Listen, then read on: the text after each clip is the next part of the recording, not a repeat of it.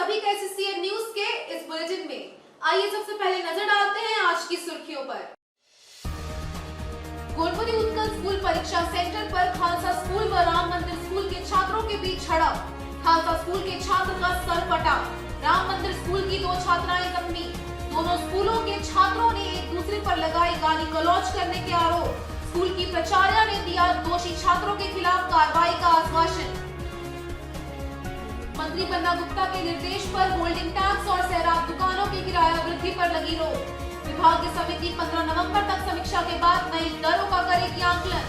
सैरात बाजार की वस्तुओं की कीमत में वृद्धि पर अगले आदेश तक लगी रोक। रांची के प्रोजेक्ट भवन में आला अधिकारियों के साथ बैठक में स्वास्थ्य मंत्री ने लिए ये बड़ा फैसला। सीताराम डेरा में जुस्को की गुंडा पार्टी ने अस्थायी दुकानदारों को उछाड़ा। विरोध में उतरे दुकानदारों के साथ खड़े हुए पूर्व सीएम रघुवर दास की फटकार के बाद वापस लौटी जुस्को की गुंडा पार्टी। दीपावली के मौके पर अस्थायी तौर पर दुकान लगाकर कुम्हार बेचते हैं अपने उत्पाद। बात करते हैं गोलपुरी उत्कल समाज हाई स्कूल के बाहर खालसा स्कूल और बिष्टुपुर राम मंदिर स्कूल के विद्यार्थियों के बीच हुई झड़प की। जमशेदपुर के गोलपुरी स्थित उत्कल समाज हाई स्कूल परीक्षा सेंटर के बाहर परीक्षा के बाद खालसा हाई स्कूल और बिष्टुपुर राम मंदिर स्कूल के विद्यार्थियों के बीच जमकर झड़प हुई, जिसमें एक छात्रा का सर फट गया। घटना की सूचना पुलिस को दी गई है। बताते चले कि राम मंदिर स्कूल और खालसा स्कूल की परीक्षा सेंटर गोलपुरी उत्कल समाज स्कूल में है।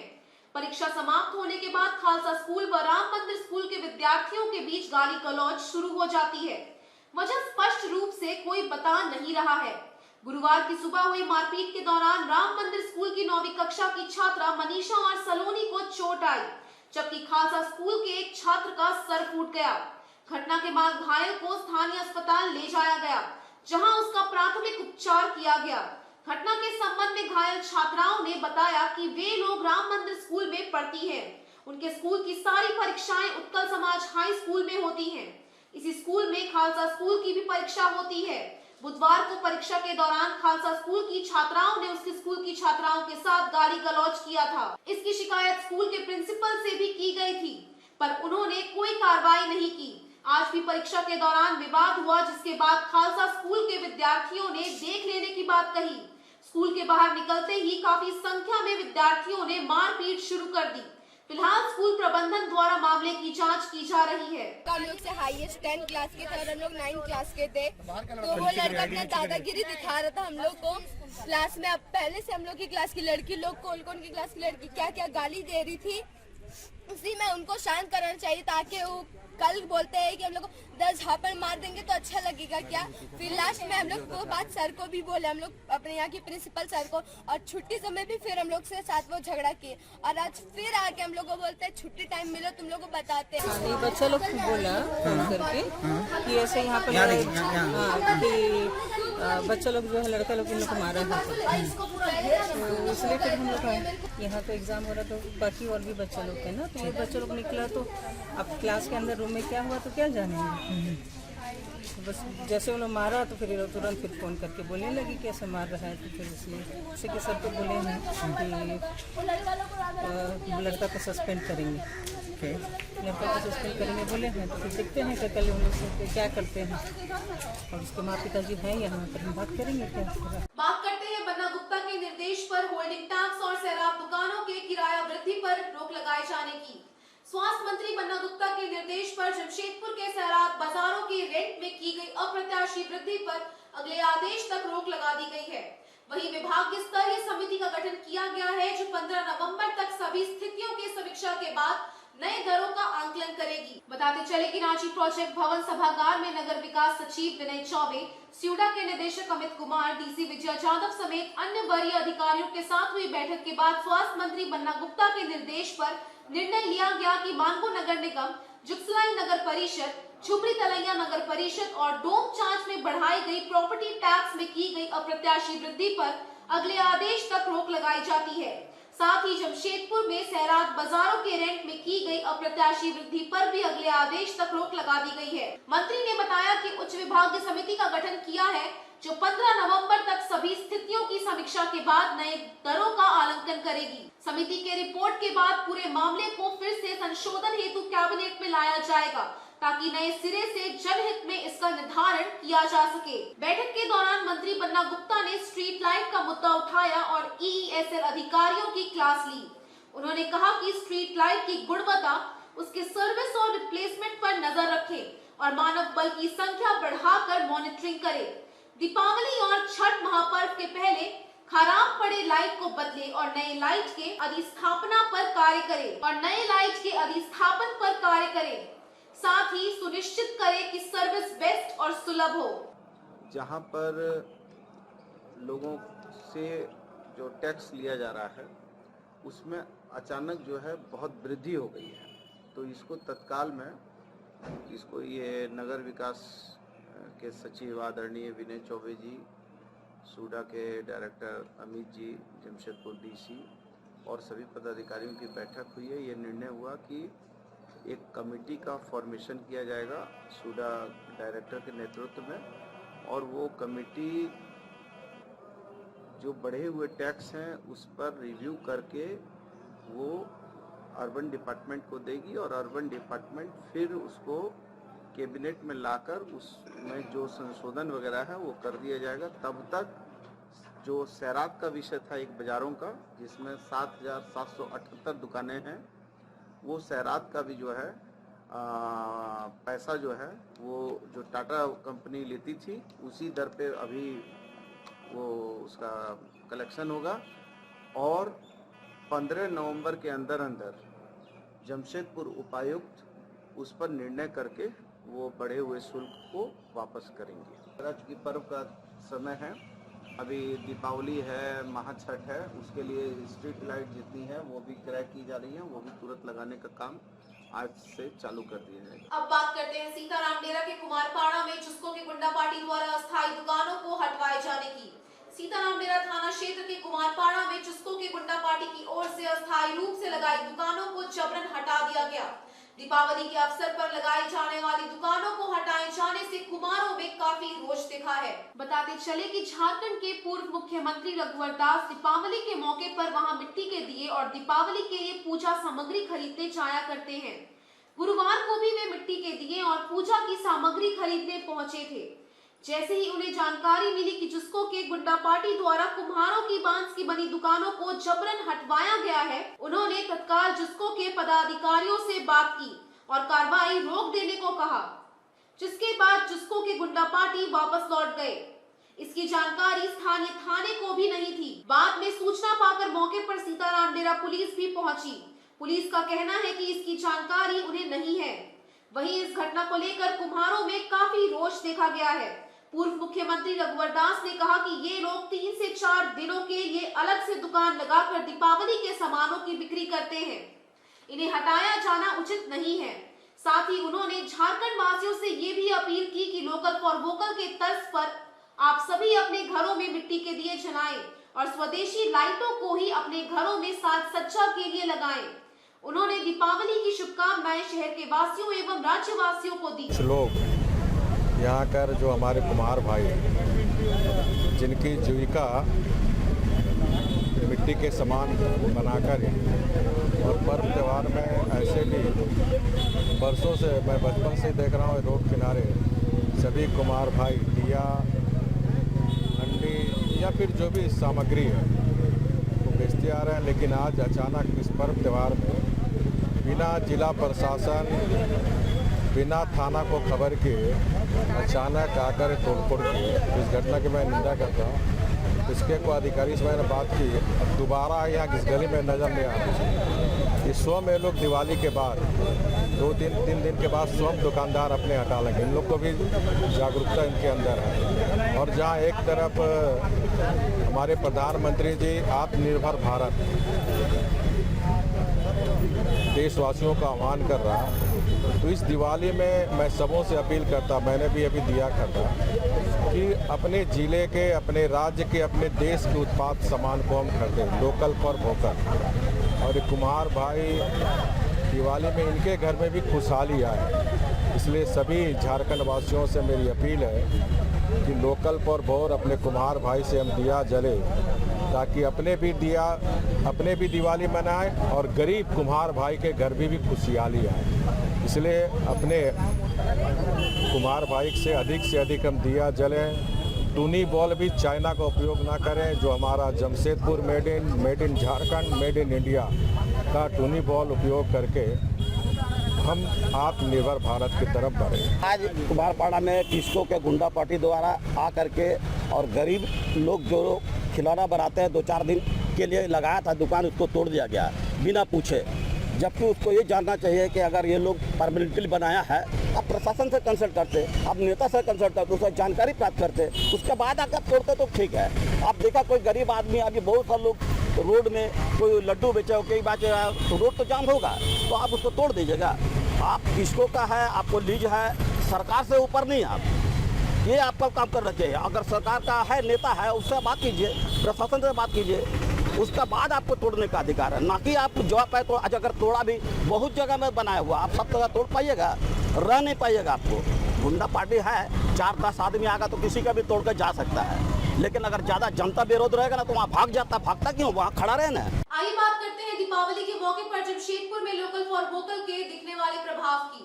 जमशेदपुर में दीपावली के मौके पर लोकल फॉर वोकल का असर दिख रहा है, जहां बोकारो के चंदन कियारी से शिल्पकार शहर पहुंचकर अपने हस्त निर्मित वस्तुओं की बिक्री कर रहे हैं, जो शहर वासियों को काफी प्रभावित कर रहा है और शहरवासी इन मिट्टी के सामानों की खूब खरीदारी कर रहे हैं। बताते चले कि देश के प्रधानमंत्री ने देशवासियों से लोकल फॉर वोकल यानी स्थानीय व्यापारियों को बढ़ावा देने की आम जनता से अपील की है।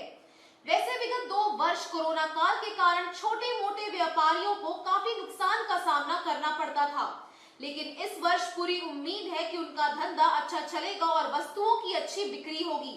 वहीं उम्मीद के अनुरूप लोग जमकर खरीदारी भी कर रहे हैं। इस बार की दिवाली में लोकल फॉर वोकल का शहर के बाजार पर अच्छा खासा असर दिख रहा है। स्थानीय कुमारों ने तो अच्छे खासे हाथ के बने सामान बाजार में उतारे ही हैं, वहीं दूसरे जिले के व्यापारियों ने भी हाथ के बने आकर्षक सामान बाजार में उतारे हैं। चंदन कियारी से शहर पहुंचे शिल्पकार एक से बढ़कर एक हस्त निर्मित मूर्ति, दिए एवं सजावट के सामान लेकर शहर पहुंचे हैं और लोग इन सामानों की खरीदारी भी खूब कर रहे हैं। खरीदारी करने पहुंचे ग्राहकों की माने तो ये तमाम मिट्टी के सामान उत्कृष्ट हैं और वाजिब दामों में मिलते हैं। हमें चीनी सामानों को दरकिनार कर भारतीय परंपरा को आगे बढ़ाते हुए स्थानीय शिल्पकारों से सामानों की खरीदारी करनी चाहिए। शिल्पकारों की माने तो काफी मेहनत से वे इन तमाम वस्तुओं का निर्माण करते हैं, जो लोगों को काफी पसंद आता है। इन्होंने इस वर्ष अच्छे व्यापार की उम्मीद जताई है। झारखंड और चंदन कियारी से आते हैं हर एक साल के भारती। इस साल भी हम लोग ये बिष्टुपुर और टाटा जेट के बीच में गर्मनाला में हर एक साल लगाते हैं और हर एक साल हमारे ये जो सामान है मिट्टी का, ये सामान यहाँ का टाटा के हर एक बासिंदा और बाहर के भी जो लोग हैं इसको पसंद करते हैं और इनका उचित मूल्य देकर हम लोगों के पास ले जाते हैं और हमारे कला को वो लोग पसंद करते हैं। और ये मिट्टी कला जो था एक समय हम लोगों का वो बंद हो गया था। हमको लगता है आज स्टील और एल्युमिनियम का सामान खाते खाते हम लोग ज़्यादातर बीमारी पड़ रहे हैं, इसीलिए मिट्टी का सामान फिर से जो आ रहा था पहले वही युग फिर से आना चाहिए ताकि हम लोग सब स्वस्थ रह सके। और सबका यही कहना है कि ये प्लास्टिक एल्युमिनियम इससे हम लोगों का हानि हो रहा है और इसीलिए हम लोग मिट्टी का बर्तन, मिट्टी का कढ़ाई, मतलब घर का किचन का हर एक सामान हम लोग कोरोना काल था। साल कोरोना काल में हम लोग का थोड़ा सा क्यों बहुत ही ठप था, फिर भी हम लोग उस समय रेट थोड़ा हम लोग कम करके माल बेचे थे, इससे थोड़ा सा रेट कम है और माल हम लोग इस साल अच्छा लाए हैं। आगे बात करते हैं जनवरी 2023 में BSNL द्वारा 4G सेवा लॉन्च किए जाने और उससे मिलने वाली सुविधाओं की। जनवरी 2023 में BSNL 2023 जनवरी से लॉन्च करने जा रहा है पूरे देश में एक साथ 4G की सेवा। 4G की सेवा से देश के सुदूर ग्रामीण क्षेत्रों में कनेक्टिविटी होगी। ये जानकारी बुधवार को आयोजित प्रेस वार्ता में BSNL के मुख्य महाप्रबंधक KK सिंह ने दी। बताते चले कि भारत सरकार की इससे जुड़ी योजनाओं की जानकारी संवाददाताओं को मुख्य महाप्रबंधक द्वारा दी गई। उन्होंने बताया कि केंद्र सरकार के निर्देश पर 550 दिनों में सरकारी खर्च पर शहरी एवं ग्रामीण क्षेत्रों में भारत नेट की सेवा प्रदान की जाएगी। इसके लिए युद्धस्तर पर कार्य किए जा रहे हैं। उन्होंने कहा कि झारखंड के 1620 ऐसे गाँव में जहां किसी भी कंपनी का नेटवर्क नहीं है, वहां BSNL अपनी सेवाएं प्रदान करेगा। इसके लिए कुछ नए टावर लगाए जा रहे हैं तो कुछ पुराने टावर अपग्रेड किए जा रहे हैं। के सिंह ने कहा कि प्रतिस्पर्धा के इस दौर में बीएसएनएल लगातार अपनी सुविधा में सुधार कर रहा है। बीएसएनएल आज भी सबसे सस्ता प्लान दे रहा है। उन्होंने स्वीकार किया कि अन्य कंपनियों की उपेक्षा बीएसएनएल के ग्राहक कम जरूर हैं, लेकिन उम्मीद है कि 4G सेवा की लॉन्चिंग के बाद बीएसएनएल के ग्राहकों में विस्तार होगा। इस अवसर पर मुख्य रूप से principal general manager Sanjay Kumar, प्रभारी जनरल मैनेजर दशरथ महतो उपस्थित थे। बीएसएनएल की तरफ से मैं कहना चाहूँगा कि आगे आने वाले समय में काफ़ी कुछ चेंजेस होने हैं अर्बन और रूरल दोनों सेक्टर में जो है, खासकर जो है 4G की सेवाएं जो है लार्ज स्केल पर बीएसएनएल लॉन्च करने जा रहा है अर्बन में। और मैं बता रहा हूँ कि कुछ वैसे रूरल एरियाज में भी जहां आज तक कोई भी प्राइवेट ऑपरेटर भी नहीं पहुंच पाए। 1620 वैसे गांव हैं पूरे झारखंड जिले में, झारखंड स्टेट में, उसमें आपके यहाँ के भी हैं, नंबर में अभी देख के बता सकता हूँ, बट 492 है आपके तीनों जिलों मिला करके, East West Jharkhand, West Jharkhand और ईस्ट सिंहभूम, वेस्ट सिंहभूम और सरायकेला। कोई नेटवर्क वहाँ पर किसी ऑपरेटर का नेटवर्क नहीं है। तो भारत सरकार ने जो है एक स्पेशल प्रोजेक्ट शुरू किया है, मिशन 500 या उसको बोलते हैं 4G सैचुरेशन प्रोजेक्ट, जिसके तहत इन सभी गाँवों में 4G की सेवा जो है सरकारी खर्चे पर लगाया जाना है। भारत सरकार उसके लिए पैसे दे रही है और ये बहुत एडवांस स्टेज में है। इनको उसको 500 दिनों का प्रोजेक्ट है, पूरा किया जाना है। अगले साल दिसंबर को पूरा किया जाना है। उसमें सरकारी भूमि लेकर सरकार से जो है उस पर टावर 40 मीटर टावर लगाया जाएगा, 4G की सेवा दी जाएगी। और इस बात को ध्यान रखें कि वहाँ पर कोई भी प्राइवेट ऑपरेटर अभी तक नहीं गए हैं, ये इसकी खासियत है। इसके अलावा हमारे पुराने टावर वैसे रिमोट एरियाज़ के लिए जो ऑलरेडी जो पूरे झारखंड में 816 थे, डिलीवरी आपके यहाँ कितना है? आपके यहाँ भी है पूरे झारखंड में 816 है, उनको भी 4G में कन्वर्ट किया जा रहा है। वो अप्रैल तक सारे के सारे कन्वर्ट हो जाएंगे। तो आप कह सकते हैं कि ग्रामीण क्षेत्रों में खासकर जो है वहाँ पर हमारी 4G किसी भी दूसरे ऑपरेटर के बनस्पत जो है ज़्यादा सुदृढ़ होगी और ज़्यादा अच्छी होगी। और शहरों में भी हम कोशिश कर रहे हैं कि as early as possible 4G launch करें। जनवरी से इक्विपमेंट मिलना शुरू हो जाए। बात करते हैं आदितपुर में अनुमंडल पुलिस पदाधिकारी द्वारा अवैध बालू लोडिंग अनलोडिंग के खिलाफ चलाए गए अभियान की। आदितपुर खरकई नदी से अवैध बालू लोडिंग अनलोडिंग के विरुद्ध एसडीपीओ के नेतृत्व में चलाए गए छापामारी अभियान के दौरान 9 ट्रैक्टर जब्त किए गए हैं, जिनमें से 3 पर बालू लोड था, जबकि 6 ट्रैक्टर खाली थे और उन्हें नदी किनारे बालू लोडिंग के लिए लाया गया था। बताते चले कि बुधवार को देर रात मिली सूचना के बाद आदितपुर स्थित खरकई नदी तट से अवैध बालू उठाव के विरुद्ध सरायकेला एसडीपीओ हरविंदर सिंह के नेतृत्व में छापामारी कर पुलिस टीम ने 9 बालू ट्रैक्टर जब्त किया है। सभी ट्रैक्टरों को जब्त कर आदितपुर खरकई टीओपी में रखा गया है। इनमें से 3 ट्रैक्टर पर बालू लोड है, जबकि अन्य 6 ट्रैक्टर खाली थे, उन्हें बालू लोडिंग के लिए लाया गया था। इस छापामारी अभियान में स्थानीय आदितपुर पुलिस भी शामिल थी। हाँ, एसडीपीओ महोदय के नेतृत्व में छापामारी हो रहा था। हम लोग रात्रि गश्ती में थे, हम लोग को बुलाया गया, हम लोग गए वहाँ पे। लगभग 9 गो ट्रैक्टर है डाला सहित, जिसमें कुछ में बालू था, कुछ खाली है, जब्त करके ला के रखा गया। गिरफ्तारी किसी की नहीं हुई, सब लोग भाग गए। अंधेरा होने की वजह से वहाँ काफ़ी दिक्कत है और पानी वानी है, इसी वजह से सब लोग अंधेरा का फायदा उठाकर तो भाग गए। आज के इस बुलेटिन में बस इतना ही। हम फिर हाजिर होंगे कुछ और नई खबरों के साथ। तब तक के लिए SCN न्यूज की पूरी टीम की ओर से मुझे दीजिए इजाजत। नमस्कार।